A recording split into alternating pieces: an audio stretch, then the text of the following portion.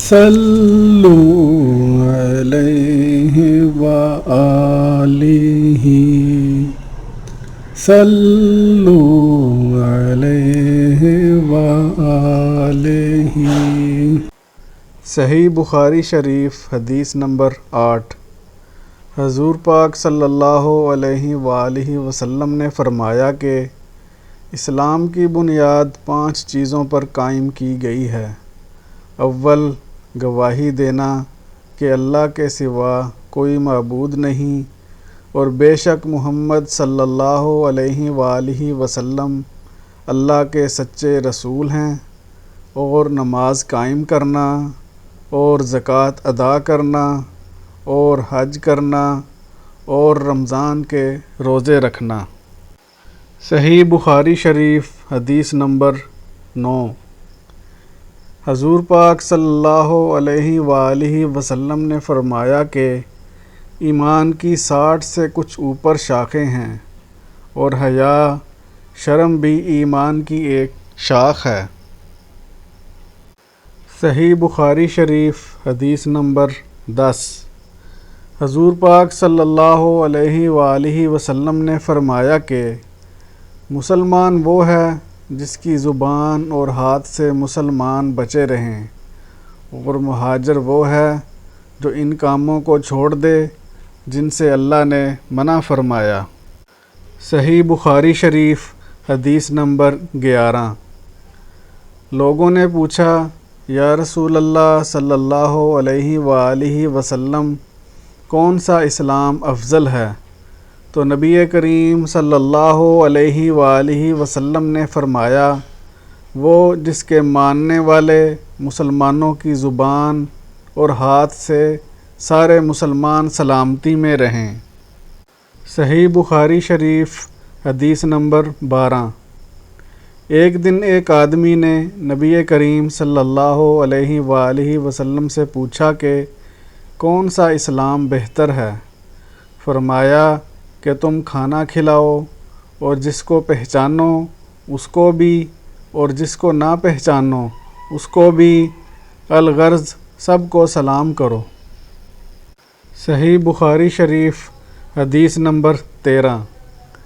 حضور پاک صلی اللہ علیہ وآلہ وسلم نے فرمایا کہ تم میں سے کوئی شخص ایماندار نہ ہوگا جب تک اپنے بھائی کے لیے وہ نہ چاہے جو اپنے نفس کے لیے چاہتا ہے۔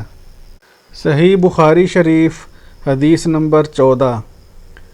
حضور پاک صلی اللہ علیہ وآلہ وسلم نے فرمایا کہ قسم ہے اس ذات کی جس کے ہاتھ میں میری جان ہے، تم میں سے کوئی بھی ایماندار نہ ہوگا جب تک میں اس کے والد اور اولاد سے بھی زیادہ اس کا محبوب نہ بن جاؤں۔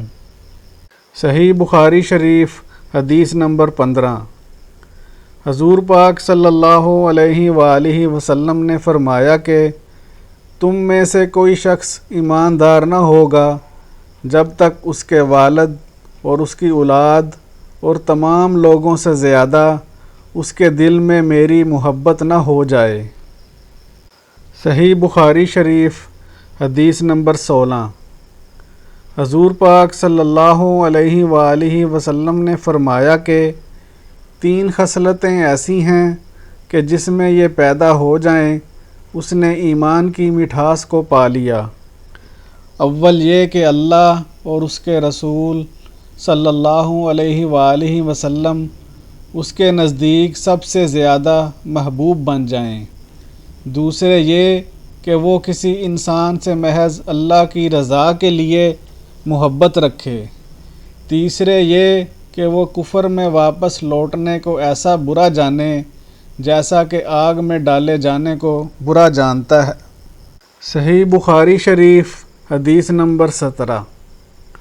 حضور پاک صلی اللہ علیہ وآلہ وسلم نے فرمایا کہ انصار سے محبت رکھنا ایمان کی نشانی ہے، اور انصار سے کینہ رکھنا نفاق کی نشانی ہے۔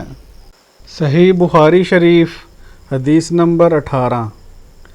رسول اللہ صلی اللہ علیہ وآلہ وسلم نے اس وقت جب آپ کے گرد صحابہ کی ایک جماعت بیٹھی ہوئی تھی، فرمایا کہ مجھ سے بیعت کرو، اس بات پر کہ اللہ کے ساتھ کسی کو شریک نہ کرو گے، چوری نہ کرو گے، زنا نہ کرو گے، اپنی اولاد کو قتل نہ کرو گے، اور نہ عمدن کسی پر کوئی ناحق بہتان باندھو گے، اور کسی بھی اچھی بات میں اللہ کی نافرمانی نہ کرو گے۔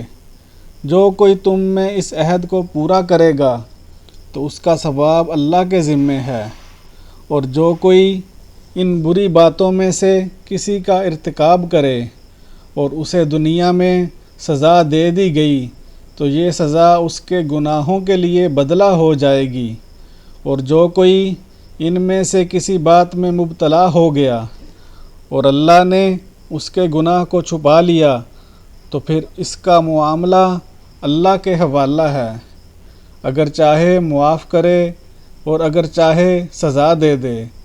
حضرت عبادہ بن صامت رضی اللہ تعالی عنہ کہتے ہیں کہ پھر ہم سب نے ان سب باتوں پر آپ صلی اللہ علیہ وآلہ وسلم سے بیعت کر لی۔ صحیح بخاری شریف حدیث نمبر 19۔ حضور پاک صلی اللہ علیہ وآلہ وسلم نے فرمایا کہ وہ وقت قریب ہے جب مسلمان کا سب سے عمدہ مال اس کی بکریاں ہوں گی، جن کے پیچھے وہ پہاڑوں کی چوٹیوں اور برساتی وادیوں میں اپنے دین کو بچانے کے لیے بھاگ جائے گا۔ صحیح بخاری شریف حدیث نمبر 20۔ رسول اللہ صلی اللہ علیہ وآلہ وسلم لوگوں کو کسی کام کا حکم دیتے تو وہ ایسا ہی کام ہوتا جس کے کرنے کی لوگوں میں طاقت ہوتی۔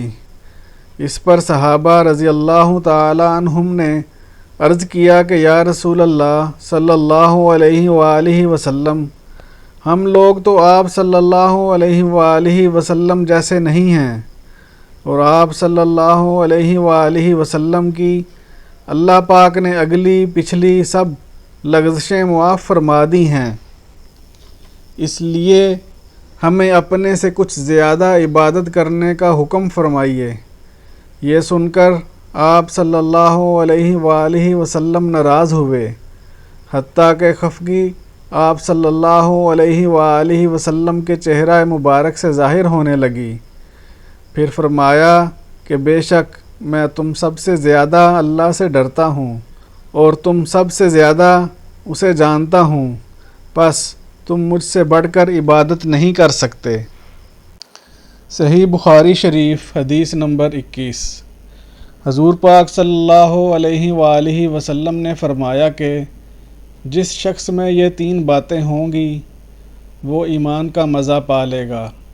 ایک یہ کہ وہ شخص جسے اللہ اور اس کے رسول صلی اللہ علیہ وآلہ وسلم ان کے ما سوا سے زیادہ عزیز ہوں، اور دوسرے یہ کہ جو کسی بندے سے محض اللہ ہی کے لیے محبت کرے، اور تیسری بات یہ کہ جسے اللہ نے کفر سے نجات دی ہو پھر دوبارہ کفر اختیار کرنے کو وہ ایسا برا سمجھے جیسا آگ میں گر جانے کو برا جانتا ہے۔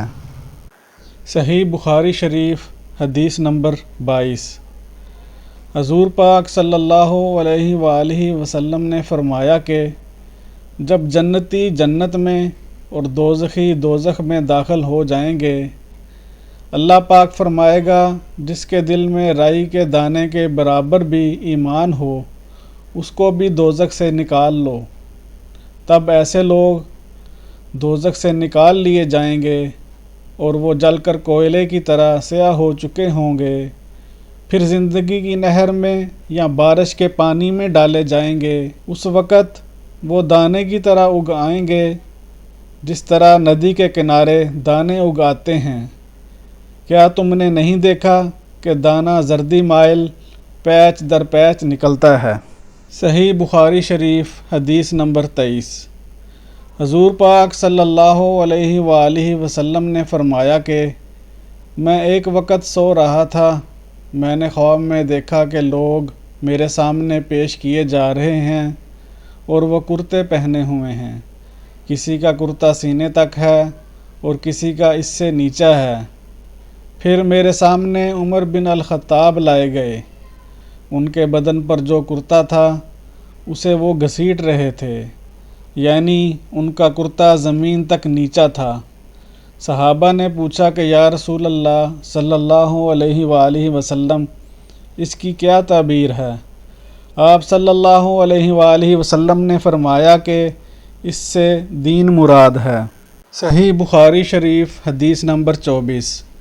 ایک دفعہ رسول اللہ صلی اللہ علیہ وآلہ وسلم ایک انصاری شخص کے پاس سے گزرے، اس حال میں کہ وہ اپنے ایک بھائی سے کہہ رہے تھے کہ تم اتنی شرم کیوں کرتے ہو؟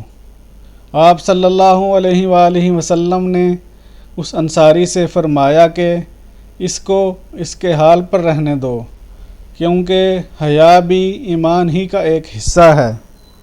صحیح بخاری شریف حدیث نمبر 25۔